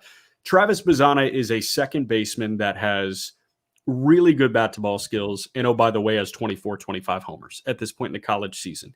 But what the Reds would be getting in Condon, whichever one falls into their lap, you're getting a really good hitter. What they'd be getting is Condon is arguably the best power bat that we've seen in the last half decade in college baseball. And if that guy is hanging out, you take him and you figure out where he plays after the fact. Is it first base? He's looked decent at third base. He kind of looks like a fish out of water in the corner outfield, but he hasn't played there much. Give him some pro reps in the corner outfield. I think there's defensive malleability here, but you take the bat, and the bat is the best bat in the class. Can he come up in September this year? I mean, dude, the way that these college bats are looking right now, like, never say never. Angels push Shonowell up like that, and Condon is way better than Nolan Shonowell was. Let's go. Let's go. You heard it. You mentioned it, obviously, Charlie Condon specifically, since that seems to be the most likely outcome based on reports so far. He's played a little bit of everywhere. Now, last year, he played 32 games at first and 29 games in the outfield. So far this year, he's played 26 games at third, 6 games at first, and then 24 games in the outfield. So a little bit of a shift defensively in terms of how Georgia has used him. Obviously, there's a lot of things that can change. What do you see him as projecting defensively, if at all, in the major leagues? It's tough because I actually view him very similarly defensively to Chris Bryant, where Bryant could pass at third base. He could pass at first base. He could pass in the corner outfield. He plays all of them at a decent level. He's not really a good defender anywhere. And I've got no idea how to project Charlie Condon as a defender. Frankly, like, I'm not the guy that should answer that because I haven't watched enough defensive tape of Charlie Condon. But at the end of the day, you've got a guy that big and that long that has shown some growing pains at each position. I think there's a world where you can put him wherever the situation necessitates. Now, playing third base at the major league level and playing third base at the college level are totally different beasts. And I know the SEC is good. The SEC is not the NL Central. I'll tell you that right now. So, I think it's going to take some defensive acclimation for Charlie Condon wherever he is, but he'll be passable. And that's all you're really asking for if you're looking at a 35-40 homer threat at Great American Ballpark. All right, Jack, appreciate your time as always. Before I get you out of here, I'd like to hear an outside perspective, someone that hasn't watched every pitch of the last 7 games of the Reds. Jack, I'd really like for you to tell me it's going to be okay, but if you can't, I also understand. It's going to be okay. I really like what the starting rotation is doing right now.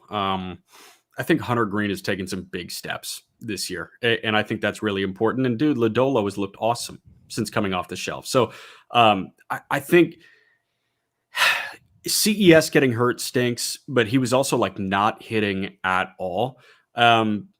You've got a bunch of rookies that came up last year and all performed maybe above expectations. Isn't the common term in baseball the sophomore slump? Like, it's okay if some of these guys hit a sophomore slump. Know that the window is not open yet. Okay. So like you may have a wild card window starting to like peak open at this point this year, but it's not a World Series window. The Reds World Series window is coming, and you see the immense talent that is on this roster. Let them get healthy or let them get unsuspended. Like, man, we're nearing a really bright future for Reds baseball that's going to become the present very soon. And you're just seeing growing pains from a lot of young guys. All right, Jack. Yeah. We'll really appreciate your time. Everyone, be sure to check out all of Jack's works at Just Baseball. No one covers baseball from a national perspective better than those guys. Jack, appreciate you as always. Appreciate you guys. All right. Thanks, Jack. Jack McMullen. Oh, glad to have him on. It's exciting that the Reds are going to get an impact bat, really, no matter what, here in a couple months. A bat that can help them sooner rather than later. Yeah. And a right-handed bat, which a lot of people called for this offseason for them to go out and get a right-handed power bat for the outfield.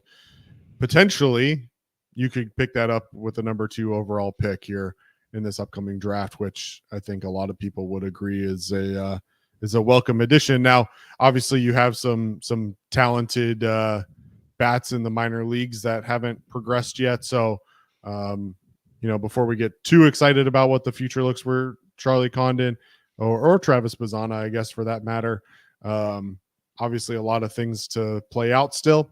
So we'll see. I mean, hopefully, before we even worry about Charlie Condon, we're looking at a guy like Reese Hines maybe making his MLB debut. So a lot of things can change in the next couple months. The draft comes up in July. One of the interesting things about the calendar this year, Nick, for me, is that the Reds and Pirates don't even play until the last week of June this year. So a lot can change between now and then for both of these clubs. Right now, they're battling it out for third in the NL Central. It'll be really interesting to see where these two teams are come the end of June when they meet for the first time. Yeah, the whole lack of early season games against other NL Central teams is wild. I think it will make for more interesting storylines late in the year. Because I remember last year, the Reds hardly played anyone in the NL Central while they're kind of in a pennant chase. They played the Brewers for the last time at the end of August, and that kind of felt a little weird. So I'm excited about that part of it, but it is definitely a little bit different. It's also one of the reasons that the 6-game or the 7-game losing streak isn't as bad as it could be, because you still have plenty of opportunities to make up ground in your division later on in the year. So get the losses out of the way. Come ready once you play the Cardinals later this month. If I remember correctly, they start a 3-game series on the 27th of May in Cincinnati. So you've got essentially, 2.5 weeks now to right the ship, and then you start league or divisional play. All right, I opened the not the phone lines because I don't have the phone operating system, but I put it in the chat. There's a link you can click. You can join the show. You can either come in with the camera like us, or you can actually turn your camera off and just have the audio. You just click the link on your phone or on a computer, and you can join us. I'm challenging you, chat. Don't open the phone lines, take some calls, and then no one jump on. You got to do your part. I don't want to hear any open the phone lines and then not get anything. So I'd love to chat with a couple people. If you got any questions, again, just click that link. If you can't figure out how to do that, message in the chat. I can DM you the link or whatever on Twitter as well. So hopefully we'll get a couple calls. That might help us extend the show another 30 minutes. I'm not sure I have a whole lot. I know, Craig, you're incredible at finding stuff to talk about. I didn't even know you were going to do the headlines this morning. My man just comes in guns a-blazing, and I definitely appreciated that. What do you want to talk about, Craig? Oh man, what do I want to talk about? The nut shot from the nut shot from last night. I gotta say, as an umpire for how long did I umpire for? I don't know, 15 years. Maybe not that long. 15 years. I'll go with 15 years because it seemed like a nice round number. I was very lucky to never take one like that. That was a direct, undeflected shot. Like, I got to give that umpire credit. I mean, the bounce back from Adam Hamari last night, which is the home plate umpire, to be back calling balls and strikes, 5 minutes later? Like, he wasn't even down for that long. I'm telling you, if I took that shot, even with a cup, you could put 3 cups on me. I feel like I'd be down a lot longer than the time he was down. I mean, it hurt to watch, Nick. It hurt to watch. And then people are posting on Twitter, X, the slow motion replays where you can see the reverb and all that. Oh man. No, thank you. Well, and the worst part is Adam, 96% overall accuracy last night, 95% overall consistency, plus 3.4% above expected. Can one of these guys take a shot like that have the 85% that their strike zones all over the place? Not this guy. He had a great game. Like, come on, man. He did not deserve that. That's brutal. Those viral clips I've seen a couple times of either Little League or even, I think I saw a college clip one time where the catcher and the pitcher conspire to purposefully miss a ball and let it hit the umpire. I mean, this was just, not good. I'm trying to pull it up real quick. I don't know if you know off the top of your head. It happened in the 7th inning. Let's look. 7th inning on a 1-0 pitch to Jonathan India. So it was the second pitch to Jonathan India. So lucky for him, it was a 79 mile an hour curveball. Lucky for him, it was a 79 mile an hour curveball. Oh no, it was the first pitch. Not that it was a whole lot different. It doesn't matter. It doesn't 80 matter. mile an hour changeup. It Still doesn't matter. That thing had some backspin on it. It was 83 mile an hour changeup straight to the nuts. Tough scene. I did go to the Dayton Dragons game. I really wish I had something like more insightful to tell you. I'm still game time decision if I'm going to try to go tonight. They play at 6:30. There's a lot of rain in the area up here. Of course, Cam Collier was out of the lineup. Thanks, Dragons, for that. Jay Allen, who I really wanted to see, was out of the lineup. So just really incredible thanks to you guys for that. The one game I knew I was going to get to go to, both guys are out of the lineup. So I know South Stewart looked really good. He was 0 for 4 with 2 strikeouts, but he had 2 really hard hit balls. He looked really good defensively, playing third base. Collier, of course, was off. So Stewart has been playing more second base, but there was the Lake County Captains, one of their players had a bunt attempt right down the line. South Stewart barehand threw a perfect strike to first base. So he moves really well. So I'm really excited about him. It's just one of those games. I don't know, Craig, if you've been to. I don't know if Craig, if you've been to, or anyone in the chat has been to a minor league baseball game at 11 a.m. on a weekday. But the players seem to enjoy that about as much as you would think they do. I mean, there's like 20 different schools. Like, so I walk up, I got there a few minutes late. There's like 20 schools. There's just bus after bus lined up with all these kids trying to get in.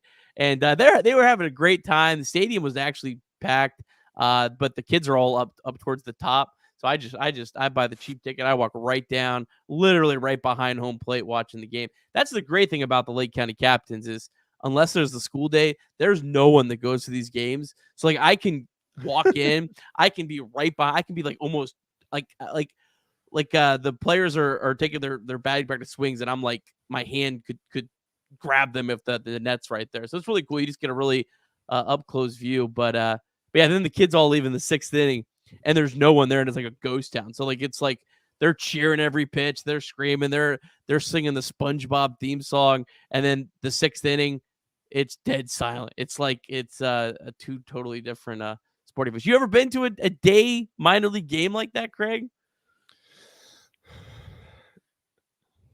I got to tell you, I don't recall one. Here's what I'll say though. If you think it's bad enough to go watch professional baseball during the day at 11 a.m. during a school day or whatever, when I worked for the University of Hartford, baseball powerhouse, we played day games at Dunkin' Donuts Park, home of the Hartford Yard Goats, the Colorado Rockies AA affiliate. And one of our contracts was allowed them to do a day where it was a school day, and they sold the tickets for us. So we're hosting a school day for college baseball in Hartford, Connecticut. Not exactly the mecca of baseball. So needless to say, I've been there. I understand the challenges. I'll also say, similarly, in college athletics specifically, it's really popular to do school days for women's basketball games. So, you get the atmosphere going, you get all the kids screaming and yelling, you play Frozen, Let It Go a couple times, you play what other popular song is on at the time, Baby Shark, do. It's just it's a different energy, Nick. It's a different energy. College basketball specifically, and I think baseball, like if they should use this market of games during the day. People bet on these games now. Betting has changed that. I don't know why there's not college basketball, especially when the season starts. Why these teams aren't like someone, if there's no game, you have the game at noon, you have the game at 2, give the people something to bet on. But Craig, we got a caller. We got Matt on the line. Matt, if you can unmute yourself. Thanks for joining us today. Matt, how we doing? Good. Can you hear me okay? You sound great. Cool. Good deal.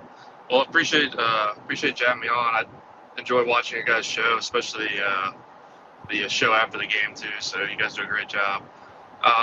So kind of one of my things, I know 7-game losing streak, it happens in baseball. Hard to go through. But I think one thing I struggle with, longtime Reds fan, is over the years, it just seems like there's a lack of accountability in the organization when it comes to, stretches like this, or even seasons where, the team doesn't play up to standard. And kind of want to get your take on, from a hitting side, who's taking that accountability right now, because obviously it's not good. And just in my opinion, I think during this losing streak, you can tell the approach at the plate hasn't been great at times. And to me, that's on obviously the hitting coach and, possibly the manager. But just kind of want to get your thoughts on kind of where that accountability stands, and, what could possibly be going on inside the organization to get some of this stuff resolved. Well, Matt, really appreciate you breaking the ice and calling it. It takes one a lot of times. It takes one person to be the person that calls in. Then sometimes the floodgates open. So appreciate you, Matt. I think your question's fair. I just, there's so many guys right now that are playing more than they should. Like Will Benson's almost already reached the same amount of at-bats against left-handed pitching this year than he saw all of last year. He should never be playing against left-handed pitching. So that skewed his numbers. I don't know who's a guy that's really underperformed, that's not out of his role, like Jonathan India maybe. Craig, can you think of someone who's someone that's drastically underperformed that's playing in the same role? Candelario, but Candelario's kind of turning it around. I think part of the challenge is that I don't really know that there's a whole lot of guys on this team that are playing within the expected role.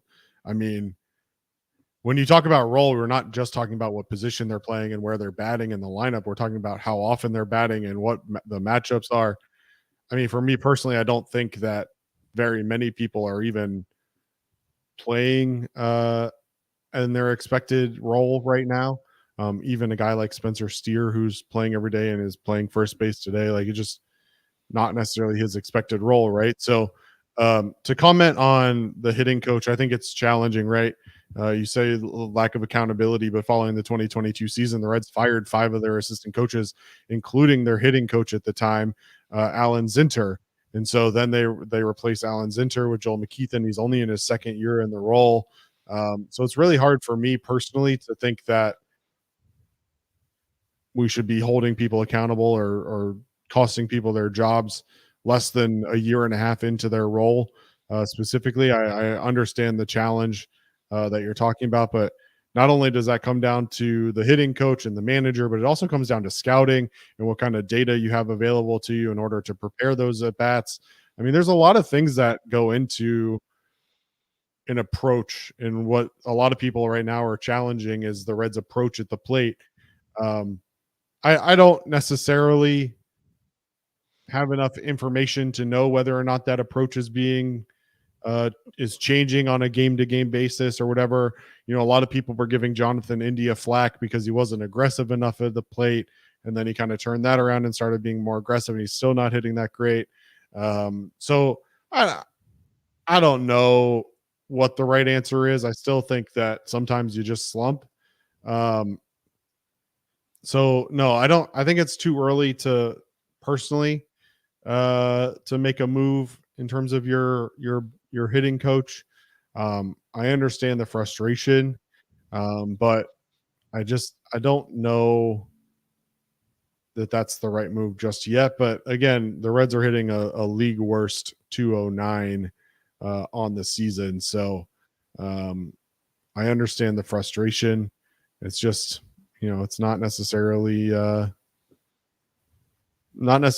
that these coaches have had a super long leash and are still around. So you're talking about a year and a half on this guy. And the current hitting coach, I mean, he was also the hitting coach last year when so many players overperformed. So again, I don't think he probably deserved a ton of credit for last year, just like he probably doesn't deserve a lot of blame now. I know our good friend Resin 4, Mitch, brought up a really good point, reminded us that Joel McKeithen actually this offseason flew down to the Dominican Republic several times to work with Ellie De La Cruz, the one player that has actually outperformed what we would expect. So the one concern that I do see right now, the Reds overall have been a pretty good team in terms of drawing walks. I think they're like 11th in baseball in percentage of plate appearances that have resulted in a walk. But the last 14 days, and you could probably even pinpoint it down a little bit more if you wanted to look a little deeper, the Reds are 24th. They're walking to less than 7% of their plate appearances after being near 11% for the season. So that, I mean, I think has been something. Now, it also probably has something to do with some of the pitchers. I think they face some good pitchers that have good control. So there's probably a little bit of both involved in that. But I want to see more plate appearances like Jake Fraley in the ninth inning last night. That 10 pitch that was great. Even if he didn't walk on that, even if he had struck out on that 10th pitch, that's the kind of things you want to see more. If you just want to see guys grind out at bats, when they're struggling, because I do think that I do think there's some cumulative effect to that. When you see the guy before you, that man, he's working the count. I think that is one of the good motivators that kind of translates throughout the team. Yeah, I think real quick, I think those are really good points. So we mentioned that Joel McKeithen took over for the 2023 season. In 2022, the Reds were 26th out of 30 ball clubs with a 676 OPS. And they were 23rd out of 30 ball clubs with 452 walks. Fast forward to 2023, which was Joel McKeithen's first full season, the Reds were 9th in the league in walks with 556, and they were 10th in the league in OPS at 746. So, I mean, we saw pretty significant improvement from Alan Zinter's last year to Joel McKeithen's first year. Obviously, this year has not gone the way that the club would like. I think we can all agree with that. But I think Joel McKeithen has shown enough to earn more than a month of leash, personally. Yeah, Nick, I'm glad you brought that point up because I think last year during that win streak, I think the one thing that stood out was guys were just grinding at bats out through that win streak and really having solid at bats. And just recently, I think they've really struggled in that aspect. And I think that Fraley at bat on the ninth last night was probably the best at bat we've seen him during this tough stretch. So hopefully it carries over today. Yeah, and look, some of that is personnel too. Like Matt McLean was a guy that had really good at bats. Some of it's just some of these guys that the Reds have right now on the roster that have been playing a lot. That's just not really their game. Matt, you have any other questions? Anything else? What's going on with you today? I'm just working today, or trying to at least. So I don't have a whole lot going on, but where do you work, if you don't mind me asking? So I work for a robotics company. I work from home, so I tune into the show every day. A robotics company. What do you do? So we put robotic systems in warehouses across the country. So I manage a lot of projects for us. So that's what I do, or try to do on a daily basis. That's fantastic. I love that. I had a friend when I was growing up. His dad worked for a robotics company. I don't know how to say it, but Fanuc or Fanuc or whatever. They're in Mason, robotics company. So shout out to robotics companies all across America. All right, Matt. Well, we'll let you. Thanks for having me on, guys. I'll see you. Yeah. Appreciate you, Appreciate Matt. it, Matt. All right. If anyone else wants to call in, love to hear from you. Good stuff. Appreciate it, Matt. Colton says Matt's stealing American jobs by placing them. Let's see. Questions in the chat or anybody else that wants to join. How can the Bengals and Reds win a playoff game in the same month? Baseball season's over. It must be part of a other conversation. Anything else from the chat or anybody that wants to join? We did have a super chat, or I guess not a super chat, but a highlighted chat from Harrow, member of 7 months, saying Elliott's not sick. He just saw him at Kings Island, which is interesting considering I think they're out working a golf tournament today. But I do believe the guys are going to try to do a live show from the Clover Nook where they're covering this tournament. They're going to try to do a live show tomorrow at I'm assuming 10 a.m. I don't know. I always get the bits and pieces. I'm like the guy that's the last to know everything that's going on here, and that's okay. That's how I like it for sure. I'm going to place a bet. Why don't we do that? I'm going to show you what I do to take a look at some lines, baby. Let's take a look at some lines. I'm going to show you my process here. Let's put together, instead of the Bally Sports parlay of the game. Oh, Craig, you cut out on me. I cut out? Yeah, say it again. Say it again. Oh, I was just going to say, instead of the Bally Sports parlay of the game, we'll put together a little Nick Kirby parlay of the game and see if we can't pick up a dub, since clearly Bally Sports is not gonna put a winner together for us. Well, I don't see. The problem is I don't see any. Of course, today's the day that I don't see any same game parlay boosts. They always have that every single day. So I'm a guy who, at least with baseball, I only bet if I have a boost. So that's my number one rule, because there's so many boosts throughout the season. Don't ever bet on what the straight values are. Find a boost. Let me see if there's someone else. I'm going to show you what I do for the 2-run lead. That's on DraftKings, no free ads. They've been doing this. You bet a money line, but if a team gets up 2 runs, you win automatically. I lost last night, but I had won like 7 in a row before that. So I don't know if this is the start of a losing streak or what, but let me see if I can. Nice. The Reds are 1.5 run favorites today. The line on the game over under 9 runs. The Reds minus 135 favorites. Couple boosts that are maybe not boosts, maybe just parlays that they're trying to get you to take. Ellie 2+ total bases. So we'll see what Nick finds. Yeah. All right.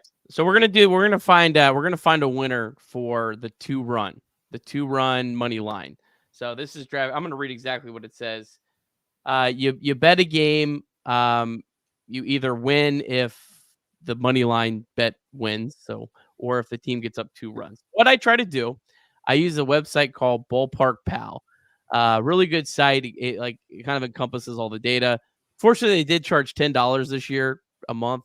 But as much as I bet it's a good investment, mainly just because it stops me from making stupid bets. So what I do for this is I try to find a road team, because obviously a road team's going to have a better chance to take an early 2-0 lead because they bat first. So sometimes you can get that first run.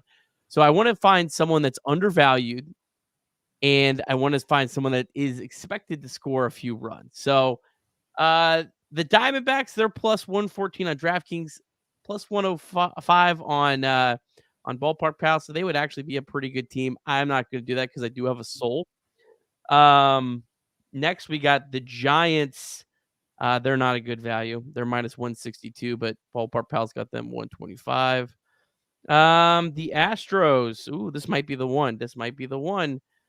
They are plus 114. Ballpark Pal saying they should be minus 102, and they're projected to put up 4.5 runs. So Astros are our leader of the moment. All right. Cardinals. No, that's bad. Guardians. Where are we at? Guardians. Nope, that's bad too. Guardians have been lively on the mound today, so yeah, but it's actually minus 148 on DraftKings, so we don't want that. Last is the Royals. That's a bad one. So we're going with the Astros. I think this is the third straight day I've gone with the Astros. One day one, lost day two. So we're going to do that early win. Oh, they're giving me back to the 5 burgers. So we're putting the whole shebang on there. All right, Astros money line. Anyone riding it with me? There we go. Bets placed. And then I'll go ahead and do a same game parlay just because I think it's a little bit more fun. Normally I would try to do this with a bonus. So here's where our Reds are at. All right, so let's pull up I don't know, it's probably riveting content, but no one's calling in. It's your fault. If you guys would have called in, you wouldn't have had to see this. All right, so Reds money line is not a good value. So don't do anything with Reds money line. Ballpark Pal saying it should be minus 105. It's minus 140 on DraftKings. So that's not a good value. Let's see. We're going to scroll down here. Typically, Hunter Green strikeouts are not a good value because he's projected so high. Even money 7, they're only projecting 6, so we're not going to do that. Slate Ciccone might be a good one. Walks. Yeah, that's still not good. It's tough. This is tough today. Slate Ciccone hits. No, that's not good value. This is tough. We don't have a lot of good values here. And the problem is the thing I really wish on these same game parlays that they would let you do walks, because a lot of times walks is where the value is, but they of course don't let you do it on that. So let's look who's our guys with hits. So, see, there's a lot of red all around. This is tough. I can't do it today. I'm sorry, folks. I wish I could, but I'm not throwing money away. But if you're looking for some straight bets, it looks like an Ellie stolen base is probably pretty good. You see that in the green. They're saying that's almost got a 50-50 shot of happening. So that's probably a good one. A Will Benson home run. It might be undervalued. Mike Ford home run. That would be a fun bet to do today. So that's what I got. All right, Craig, you got any other final thoughts before we wrap this one up today? No, I appreciate the opportunity yet again to be on Off the Bench. Appreciate everybody tuning in. But no, I think I just saw your private message earlier saying Matt will bring you in whenever Craig shuts up. Fair. I don't think can you see when people come in? No. Yeah, that's what makes it hard because Craig has like no idea when someone comes in. I see them come in, and every time they've come in has been when Craig's been talking. And so I guess next time, if you do this again, I got to tell Craig, all right, our guest is in, because Craig has no idea. Craig, I'm just trying to fill time. I'm literally talking to fill time. And you're a lead at it. And I have no idea. You're a lead at it. All right. Well, thanks everyone for tuning in today. Shout out to Paul and Jack for helping us today. Enjoyed both of those guys and their insight. As mentioned, the guys are going to try to do a live show tomorrow from Clovernook Golf Course or Golf Club or Golf, whatever it is, tomorrow. They're covering an event this week, which is why you got me today. I'll be back maybe in a couple hours. Have we checked the weather? Anyone got any radar? Let's check that live. Let's do that live. Let's see what we got here. I like to do I'm just want no really ton of free ads. Is Trace going to be on the show today? He said he was, so Okay. We'll see. All right, I like WLWT's radar because they give you like the future. All right, we're looking good. Radar is looking good. Nothing till later, so we're looking good. Game is at 1:10, so post game will be about 3:30 or so today. So we'll be back ninth inning. So all right. Well, everyone have a fantastic day. I'll talk to you, those who watch Chatterbox Reds, here in just a couple hours. And as I end every show,